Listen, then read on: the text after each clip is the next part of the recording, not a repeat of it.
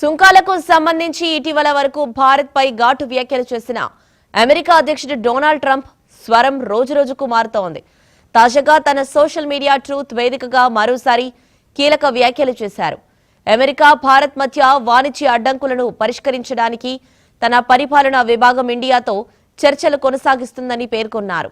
ఈ అంశంపై తన మిత్రుడైన భారత ప్రధాని మోదీతో వచ్చే కొన్ని వారాల్లోనే మాట్లాడేందుకు ఆసక్తిగా ఎదురు చూస్తున్నట్లు తెలిపారు. ఈ చర్చలు రెండు గొప్ప దేశాలకు మంచి ఫలితాలు ఇస్తాయని ఆశిస్తున్నట్లు వెల్లడించారు.